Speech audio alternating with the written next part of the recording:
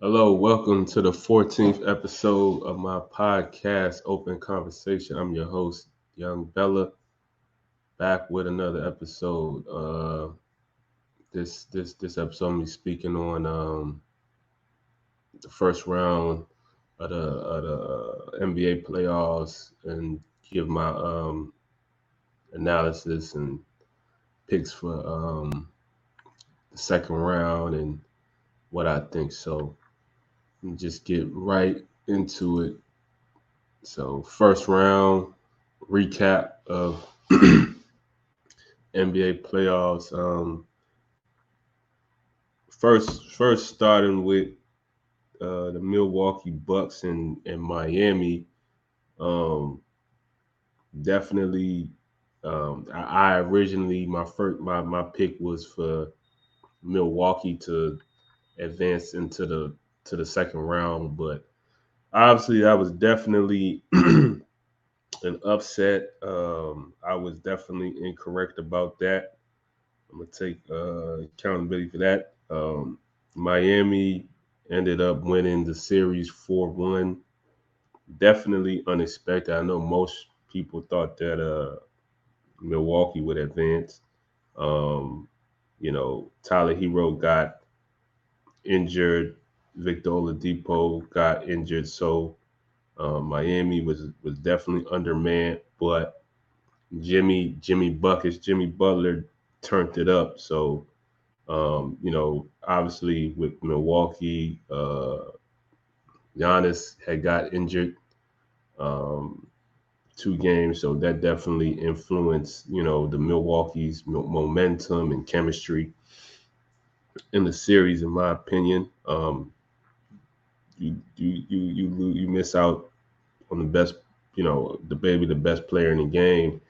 2 games that's a major impact on the complexity of the series. So that definitely played a big part in the results of the series. Definitely liked how Giannis, in terms of his perspective on the outlook of the season. Obviously, just viewing it from this is just a lesson they got to learn in terms of obviously next year they're definitely going to be one of the main contenders for the championship. They just got to stump on the road, and they're gonna have to regroup, figure things out. You know what I'm saying? And they'll be right back in it next year. You know what I'm saying? And so, yeah, man, Miami definitely, really, really, really, you know, surprised a lot. They surprised me, and so shout out to them as they go to the second round. Next, you got Cleveland with the Knicks. My pick, I was correct about that. The New York Knicks ended up advancing in the series 4-1. Jalen Brunson definitely had a great series. Really showed out. Um, really, really making his case. You know what I'm saying, and for himself as one of the next premier point guards in the league. Um, he's going to get a big, nice contract with the way he's playing. He's definitely due for a nice contract extension, I believe. Um, Julius Randle didn't, I think it was a tough series for him. He didn't play too well. Well, at least up to the standards we know him to play 25 and 10. Definitely looking forward to him, you know, given the Julius Randle, the 25 and 10 Julius Randle in this Miami Heat series that they're playing in the next round. But I think with Cleveland, Darius Garland had a couple games. I think it's just the consistency of their stars, Darius Garland and Donovan Mitchell. I think, to me, I think that played a big part in terms of them not being able to to win the series. I think the two stars weren't weren't consistent, and they in the games in which they played great. It wasn't. It was like Darius played well, Donovan didn't play too well. Donovan played well, Darius didn't play too well. So they've got to figure that out. Um, they competed, and so it's definitely some experience for Cleveland for sure. They're gonna be able to, obviously take this as a learning experience. Haven't made the playoffs since Braun left, so this is a stepping stone for Cleveland, in my opinion. You know what I'm saying? They're figuring themselves out, got in the playoffs, so that's kudos for them. So yeah, next matchup you got Philly with Brooklyn Nets. Um, I was right to a T in terms of my predictions with them. Philadelphia ended up sweeping Brooklyn 4-0. Philadelphia just really dominated Brooklyn. Joel Embiid, um, James Harden, Tyrese Maxey, D'Anthony Melton, Tobias Harris. Those guys played really well. Um, Brooklyn, you know, obviously, I think they, considering, the what they went through this season, the ups and downs, man. Um, I know, to some degree, when you consider what, losing KD, losing Kyrie at the time in which they did, and to even make the playoffs, to me is a accomplishment. You know what I mean? Because I know you lose those kind of guys. You for me, I expected a big dip from them in terms of their, and they stayed put. They were able to make it to the playoffs. Mikal Bridges showing promise that he can be a potentially a franchise kind of player. One, first or second option in terms of scoring. Who knows? Um, so definitely, gonna, I think it's gonna be interesting to see what they do this offseason, Brooklyn. If they pick up some guys, elevate their play. So next series, Boston, Atlanta. Boston ended up winning this series as I had predicted. But I think I think Boston really, starting out in the series, they really put their feet on the brake pedal, and they kind of lifted it up a little bit, and it caused for Trae Young to really just have like, an outstanding performance. I think he won the 2 games that they won. It was really a main contribution to Trae Young and his performance. He played very well. DeJounte played well some games. They definitely missed him that one game he didn't play, but Trae really played well. Really need to dispel the overrated superstar talk when it comes to Trae Young, man. He's a baller. He's a hooper, man, and he's really showing that he's a superstar in this league. But yeah, Boston ended up winning, going to the next round, and I think that the thing with Boston, they just got to be consistent. They can't play to their competition. They got to play at Boston Celtics level at all times. They can't, play under or lower, you know what I mean? So, it's going to be interesting to see them in the next round. Next, going to the Western Conference, got Denver, Minnesota.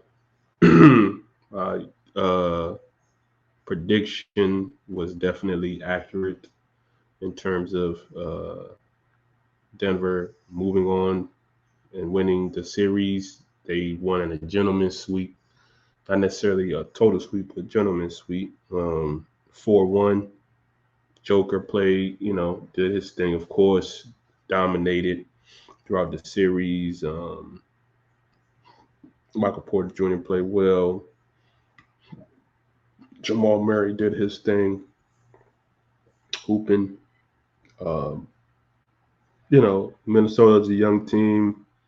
And Edwards had some great games. He showed out. Um, it's good for him to get this kind of experience. He's a young, up and coming, in my opinion, potential superstar in this league. And, it's good that he got this experience. Karl Towns, I think, really needed to really step it up, man. I think, it's going to come to a point where I think, when it comes to Karl Towns, you got to really show that he's, one of these guys, man. One of these dominant big men. He got to come out one of these years and just dominate, really show, not just, playing well in the regular season.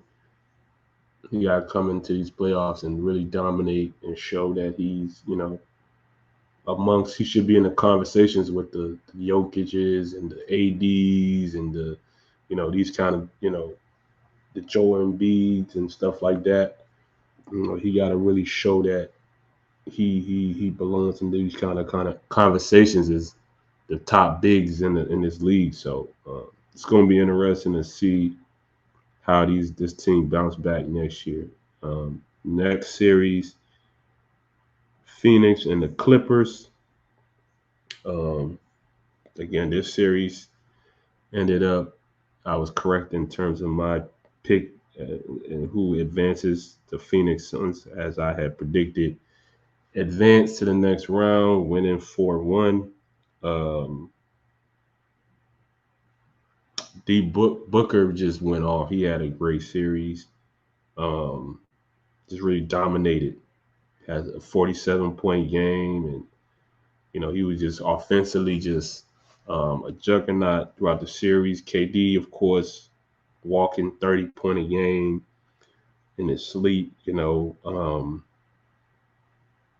With the Clippers, the loss of Kawhi, Paul George not playing. Obviously that you lose your two best players, like Tyronn Lue said. Nobody's winning. So,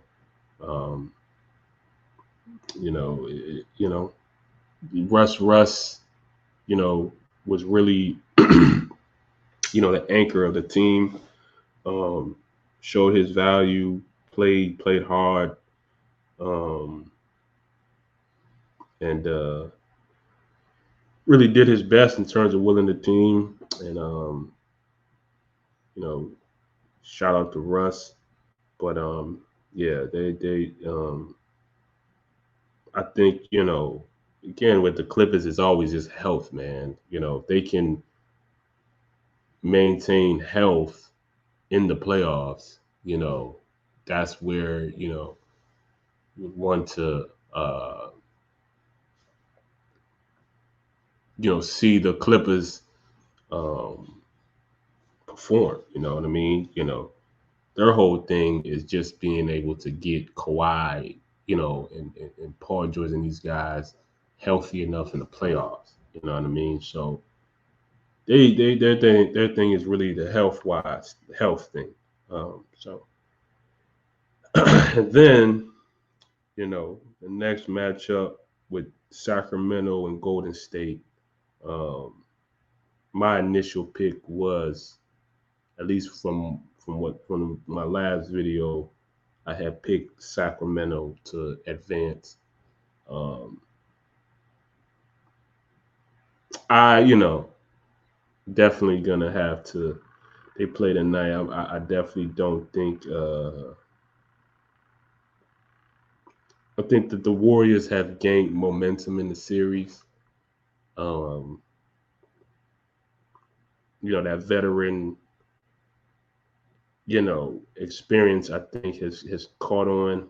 And I think if, I had to, and I'm not trying to be perfect here, and I'm going to live by my, choice now. I'm going to go with the Warriors to advance to the next round. Officially, still a 3-2, so you know this thing can still go to Game 7 and Sacramento wins, and that it is. But officially, and I'm not changing my choice, but I'm gonna go with Golden State to win tonight. I just think they're just gonna really just dominate this game. I just think so. I think Golden State has took over the momentum in the series. You know, De'Aaron Fox had the injury with the finger, but I think the Warriors are going to advance. And then lastly, Memphis and the Lakers. Um, my initial choice, from my prior video, was the Lakers to advance, and I'm still gonna live by that choice. Not just stand on it, because you can stand on some lies. So I'm gonna live by this pick. I'm going with this pick. I still think that Lakers are going to win this series. I think LeBron and AD really show up tonight. Um, I think a lot of it is just predicated on AD, man. AD got to really perform. I'm expecting a dominating performance. I think LeBron is going to be LeBron, and he knows the playoffs better than anybody, or at least amongst the best of them. So I'm definitely going to lean on that experience. I think they win. They win it all. They finished the series tonight, and yeah, man, that's my that would be my analysis of this first round. Um, get well soon to VO the feathery Victor Oladipo. Um, I'm rooting for you, brother. I know you're gonna be back on the court, and it's all part of the process, man. Just grinding it out. Um, I know you're a resilient guy, resilient brother. So I expect you to be back in an NBA uniform in the future. So best of luck to you, bro, man. Keep at it, man. Next topic. Top/best performer of the first round.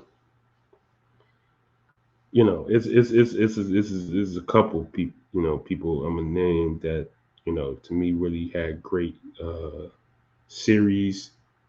You know, Jalen Brunson did his thing, dominated his series. I'm gonna talk about De'Aaron Fox.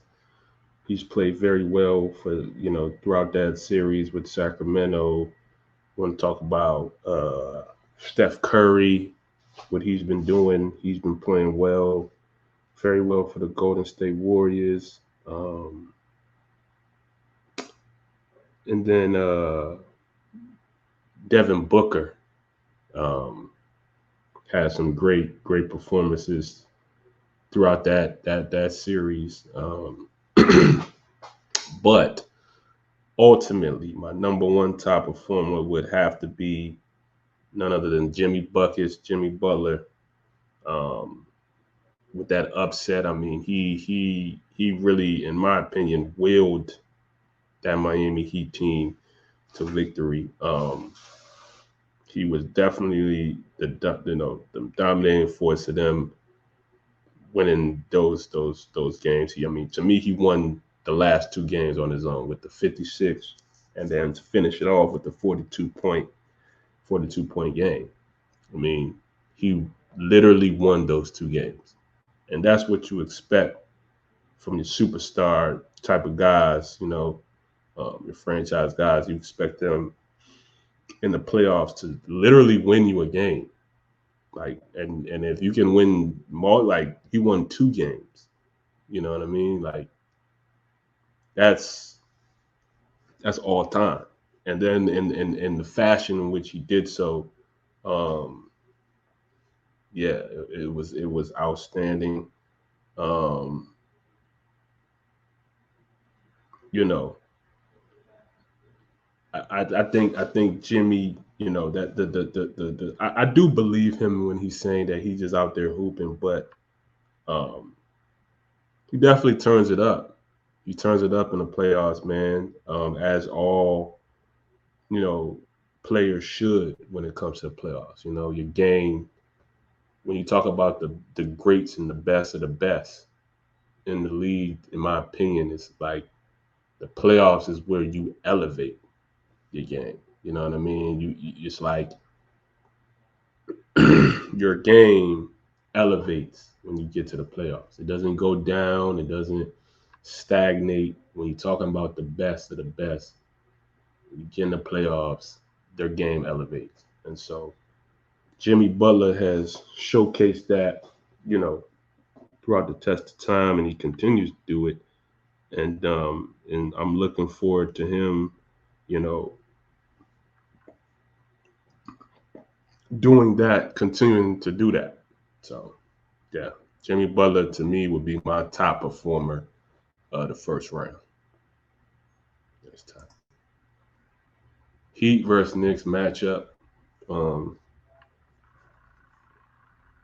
this is the second round, obviously conference semifinals. Um, I think it's going to be a tough series. Of course, you got two teams who are going to get after it. That's going to compete. Um, you know, in my opinion, some degree have chips on their shoulder. But I think ultimately, um,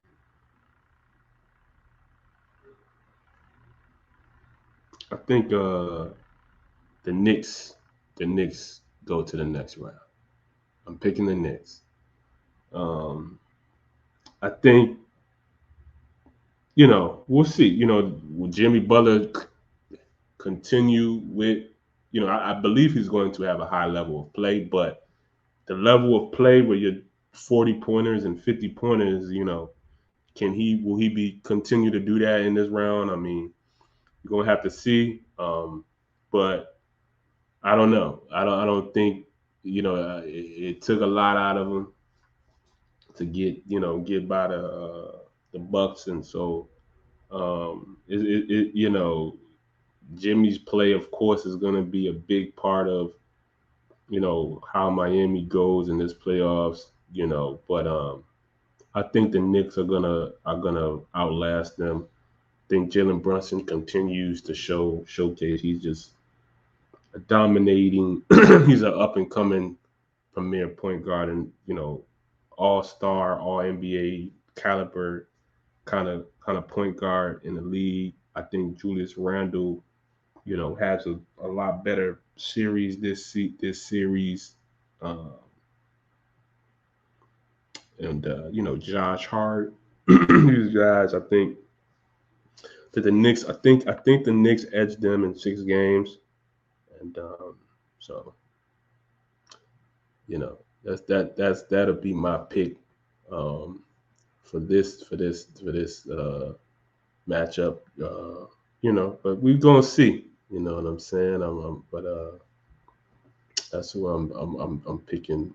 You know, as before the game start.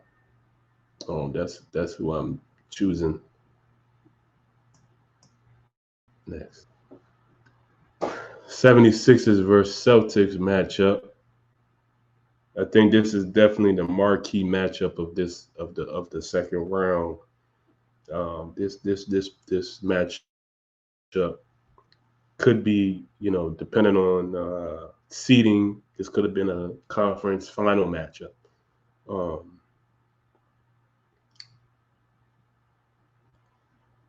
I, I think the team, the stars got to perform. The team that has their stars show up and perform and do what they do, as superstars in this league. Joel Embiid has to be a 33 or 30 plus, 10 plus rebound a night guy.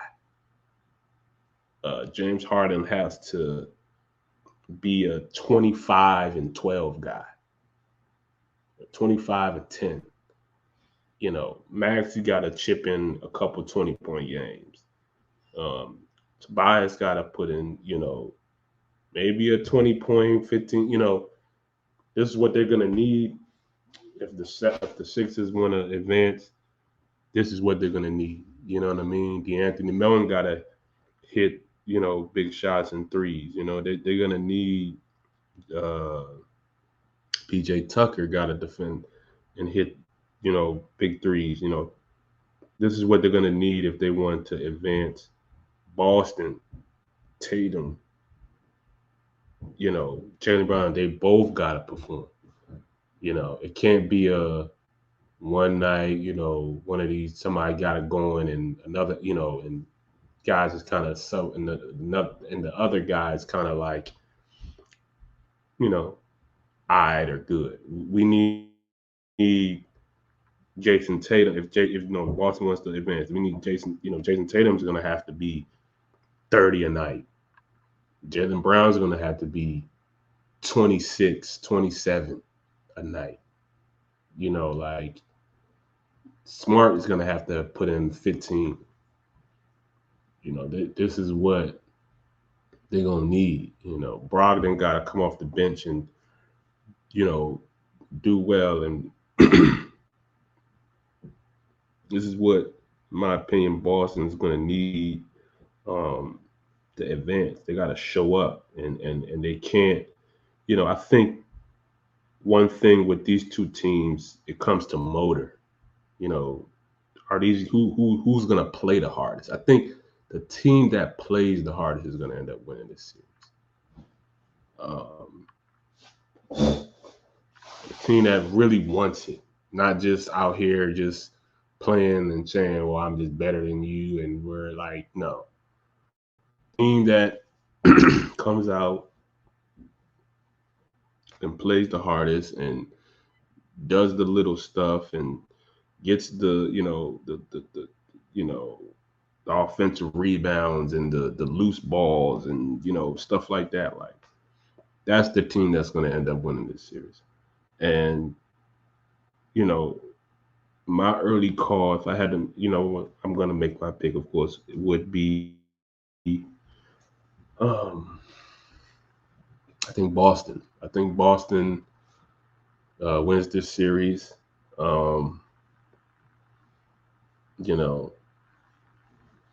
ain't gonna lie, in my heart of hearts, I kind of do want Philly to win.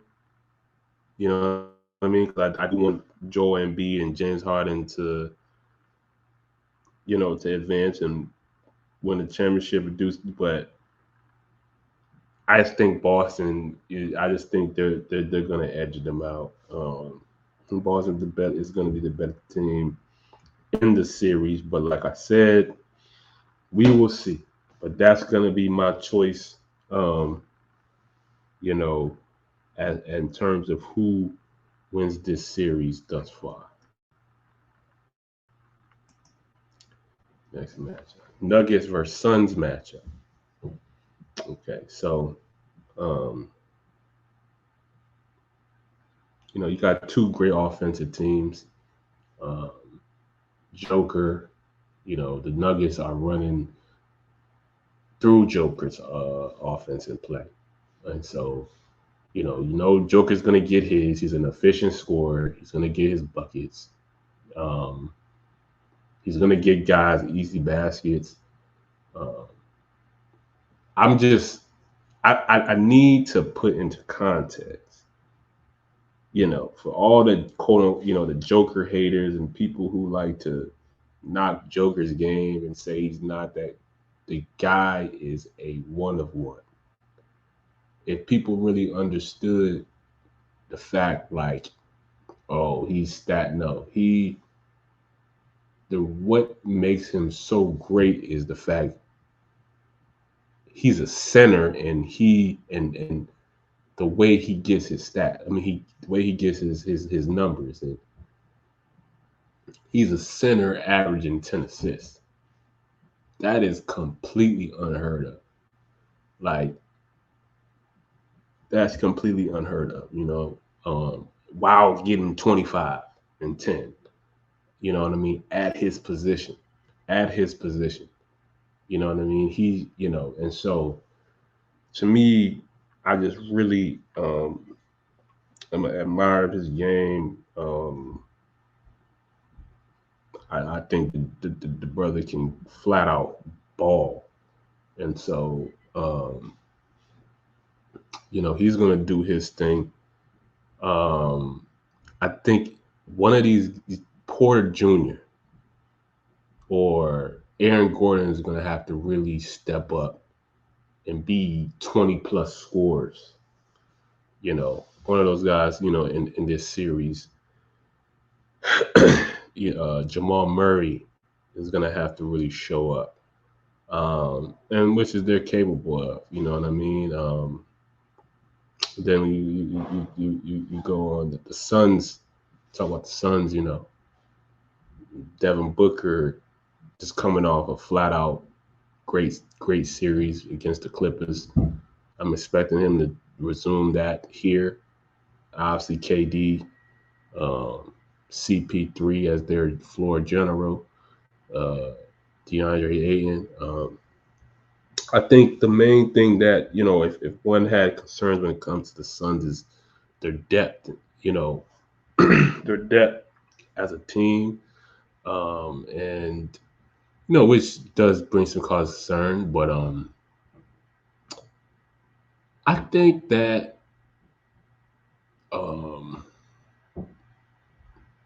my choice is that the Suns beat the Nuggets in 6 games.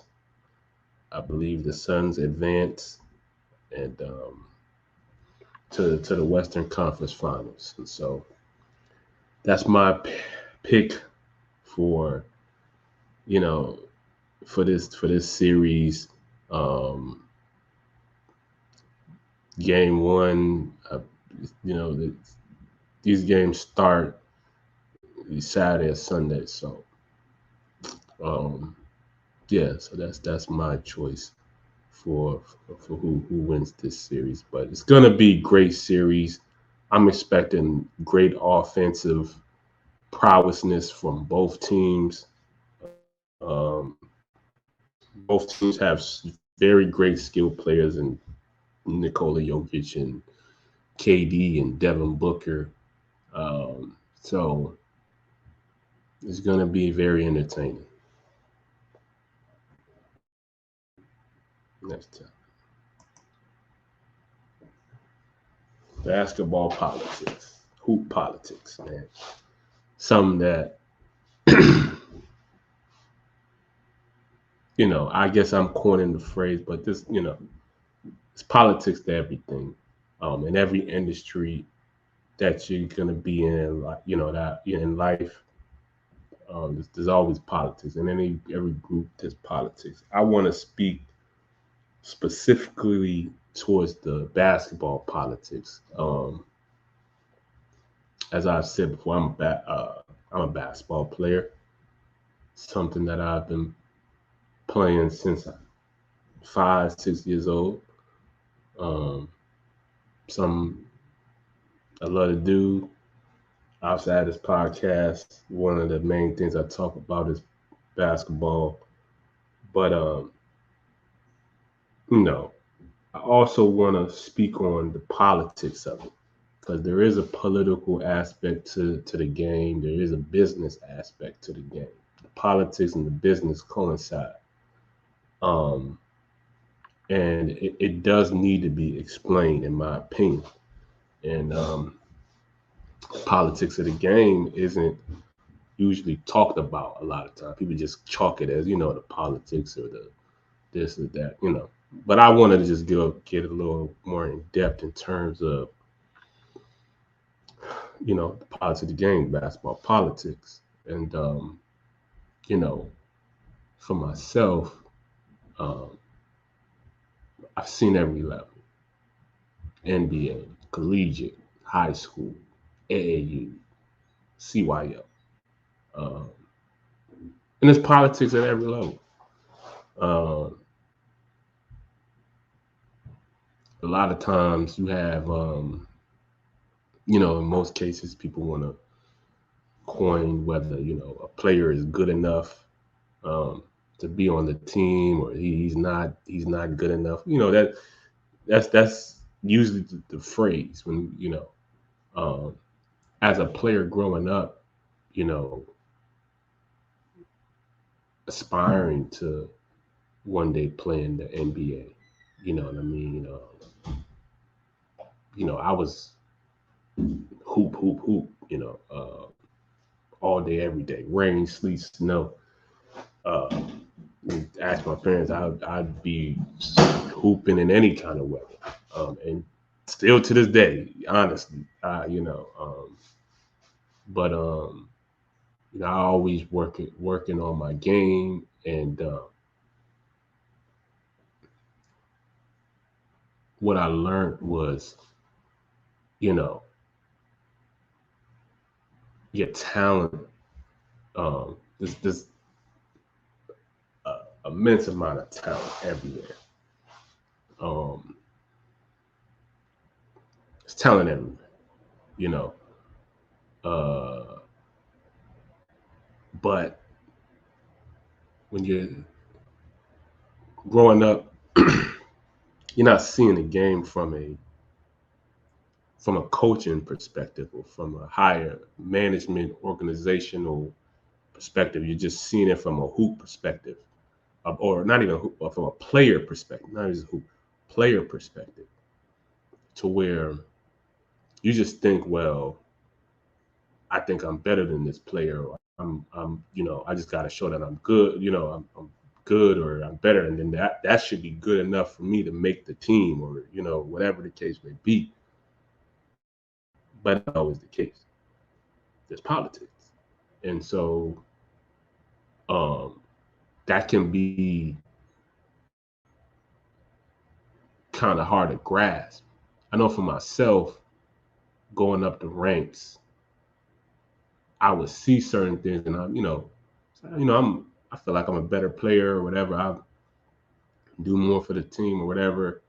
But certain guys were getting more playing time. Certain guys made the team. Um, for example, I'm going to use myself for an example, um, and not just be solely speaking on other people's behalf. Um, I was cut twice from the varsity basketball team um, in high school. Twice, junior and senior year. Was cut twice. Um, I can say, well, the coach told me I wasn't good enough, flat out. Um, my junior year, um, and then the second year I was cut. He just didn't, it just really again. Well, it wasn't. He didn't even say I wasn't good enough. It just wasn't a good fit, and it just I didn't fit. And if you had to ask me, and it is what it is, you know, um, that's his opinion. Um, and then I have my opinion. I thought I was definitely good enough to be on both teams, but I was a player. I'm not a coach. You understand? I'm only speaking from a player's perspective. Um, from a coach perspective, and now that I'm older and I'm, have more knowledge and a bit more wise, I just wasn't a good fit for that team, flat out. In both years, I just wasn't a good fit for the team, for the makeup of the team. But in terms of the coach's personnel and how he wanted to, you know, have his team. I just didn't. I wasn't a good fit, flat out. He can say I wasn't good enough. This, that's his opinion. But I didn't mesh well with the team. I didn't fit what they were doing. He didn't have a role or position for me on the team. And when you're talking about situations where, you have recruits, you know, of you have recruits on teams and things of that nature. The recruits are gonna get the leeway, the quote, the certain treatments more preferable than other guys. I wasn't a recruit. I didn't come into the team, the high school team, as a recruit. And I was a guy trying to quote unquote make the team. The coach already had guys that were already going to be on the team regardless of whether they messed up, they made a bad play, they missed a shot, they did this wrong, whatever the case may be. They were automatically going to be on the squad. Whether they were good, bad, whatever, they were just going to be on the team. That didn't apply to me. That didn't apply to me at all. You understand? So understanding that, I didn't quite understand that at a younger age. I'm thinking, okay, I can just, I'll be able to, my play will speak and I'll be able to be good enough, on the team. But they had their system and how they wanted to have things done, who they wanted to be on the team, and who they wanted to feature as the star guy, and and ultimately it comes down to marketing. You understand? When you're a guy, getting when the coach is putting you in the position to take certain shots or to have the leeway to make mistakes, and it gives you the experience, it gives you the confidence to keep on performing and playing. If you have a coach who's not invested or not putting you in these positions, you have no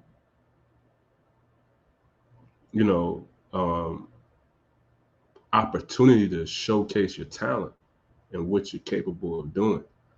And so for me, in retro, when I look back at myself, I should have put myself in a position on a team where the coach was going to be invested in me. The coach was going to put me in position to be be a better player, put me in position to make mistakes and, do these things so where my game can develop and I can get the reps and I get the experience and the exposure. You understand? The exposure, and that's the main thing. This thing is a business. This is marketing. You understand? Like most of these, and this is nothing to take away from guys, man, who've made it at certain levels and were highly touted it and X, Y, and Z. Nothing to take away from these guys. These guys can play basketball. It is, but a lot of these guys, and again, none take away, they were marketed very well growing up. They were able, through, their coach, the coaches that took them under the wing, or, figures around them who really knew the basketball market and how things goes, putting guys in certain markets and teams, and, they were able to make a name for themselves on the market and seen in the major markets. And for me, that wasn't the case. My parents did the best they could. They weren't, they didn't grow up knowledgeable about the game of basketball, but they did the best they could. They got me, I got trainers. I went to camps, and things of that nature, and I appreciate them for that. But you know, they didn't quite know the mental map or the vision to get how the bit, like I said, it's the business.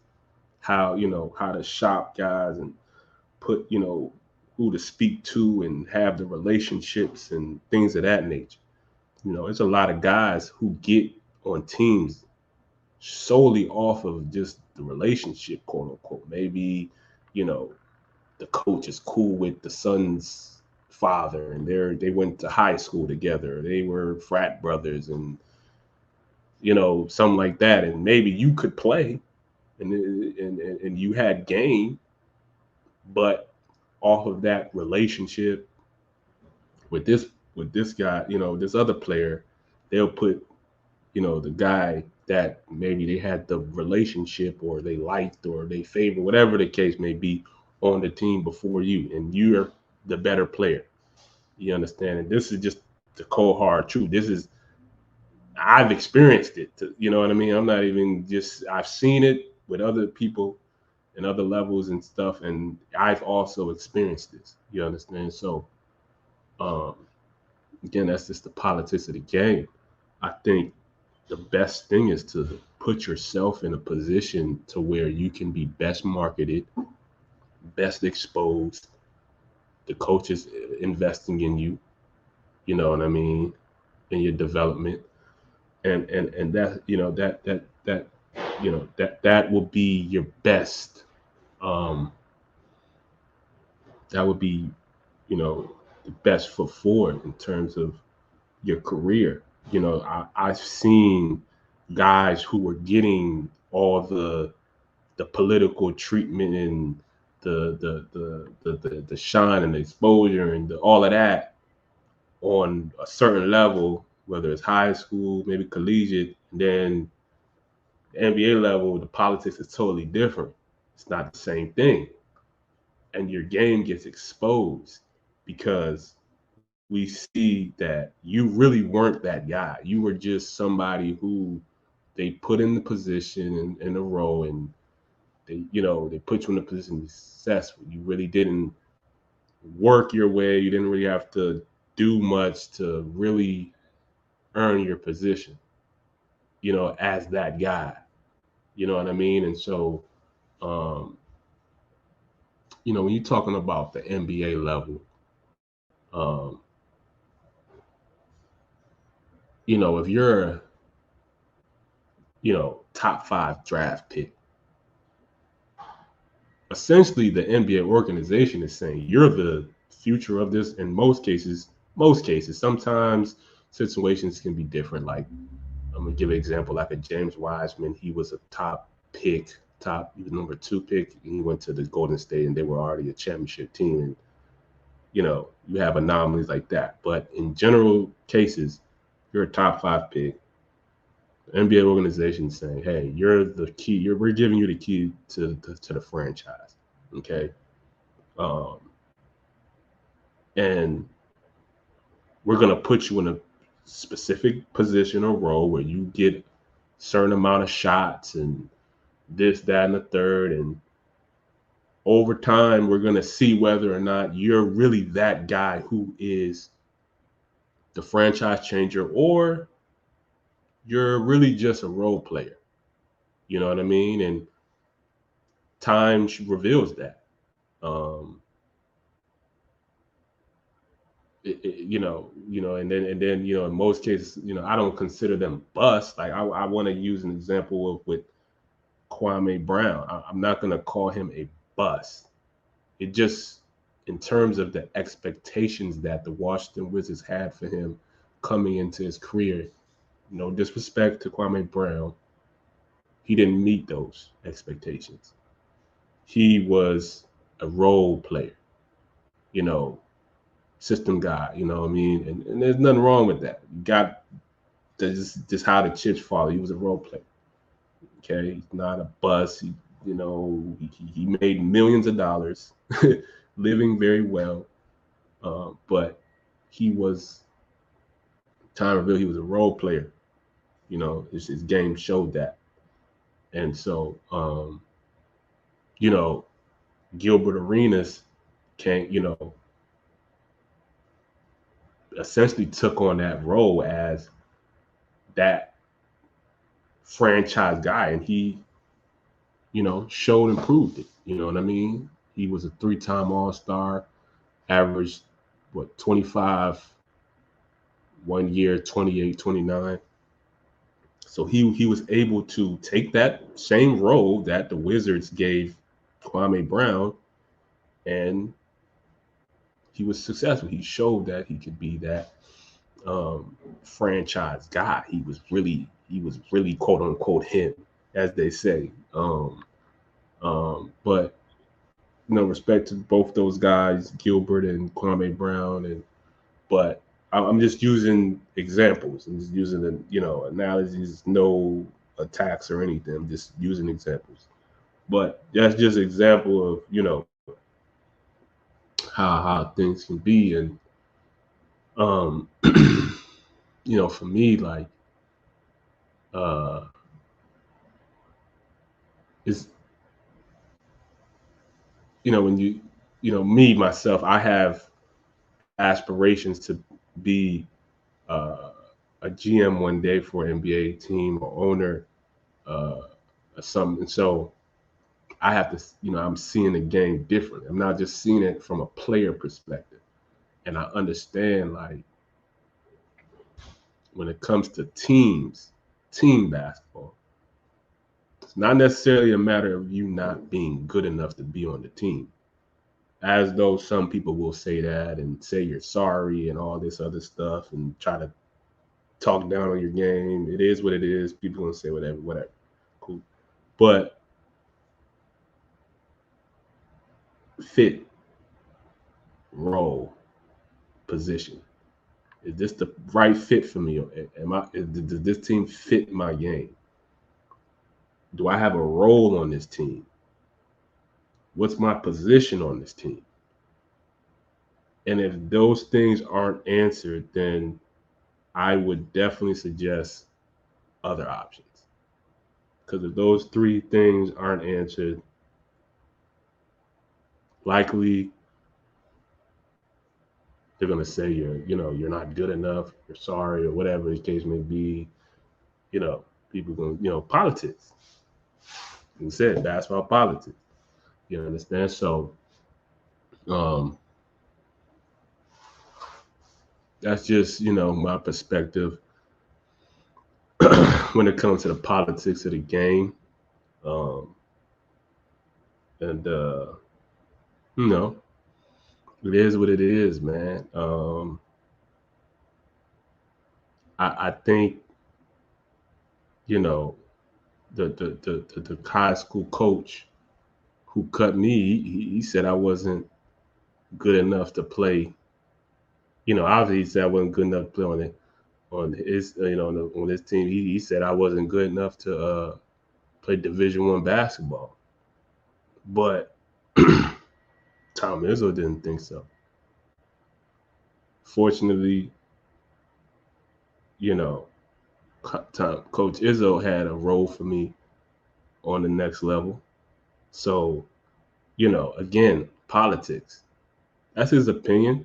And it's it is what it is. You know what I mean? That's his opinion. But that's just to show and prove that just because someone can have an opinion doesn't make it a fact. Because I obviously was able to make the Division I basketball team at Michigan State. So, just show and prove, man. Just don't take the politics and the talking and literal. You know what I mean? Like I said, you got to find a team that fits you that has a role for you and has a position for you on the team, if you want to be on the team. And then, if your situation is, what's your fit and all that, speak with the coach. But so yeah, that's just my perspective, man. When it comes to the politics of the game, it needs to be mentioned, man. It's not always, you know, for us players, it's all about. We're big one. We're just about the game. We're about when you lace them up. But obviously, the media and just the business, has their own perspective. They have, the guys who don't play. A lot of times that overshadows guys' actual play. People's perspective on guys' actual game. I think the politics around Kyrie at a point in time, shaded his overshadowed in some sense, his game. When they was talking about he's this, that, and the third, while he was still putting up 60, 30, 40, like 50, like they still just trying to, yap. Russ still balling after they saying, oh, he's done. He's finished. Russ found a team that the fit wasn't nothing wrong with the Lakers. He had his role. It was a lesser role with the Lakers. You know what I mean? It was a lesser role. I think the media really overshadowed a lot of things, try to make LeBron and AD against Russ. He had a lesser role, and it just wasn't a good fit. It wasn't a good fit for Russ on that team. Okay, Russ did the best he could. He took the role. He did. He came on. He started at one point. He came off the bench. He did what the coach asked. Ultimately, then it wasn't a good fit. They didn't meet the expectations, etc., etc.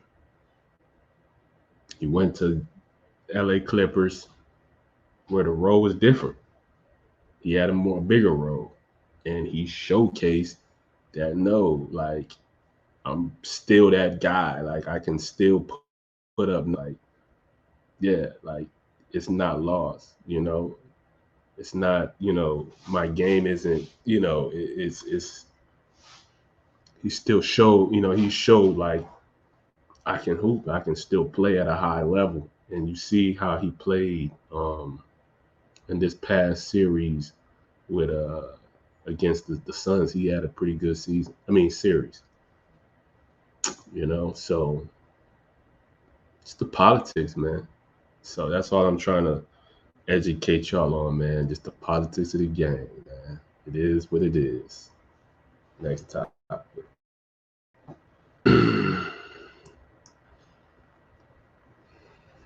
Recommended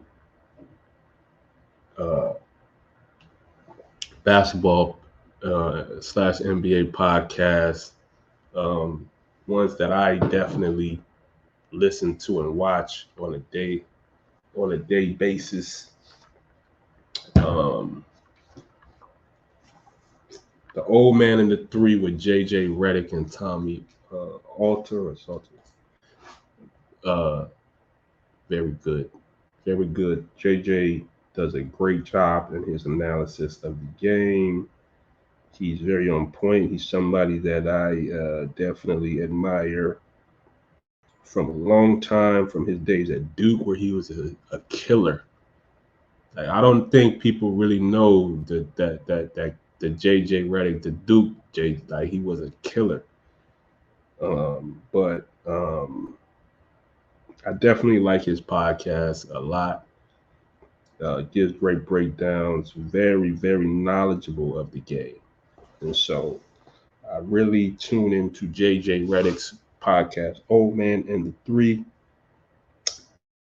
Then another podcast that I am very interested in, that I watch a lot, is Knuckleheads with Quentin Richardson and Darius Miles. Very, very, very, very, uh, in depth, in terms of their knowledge of the game.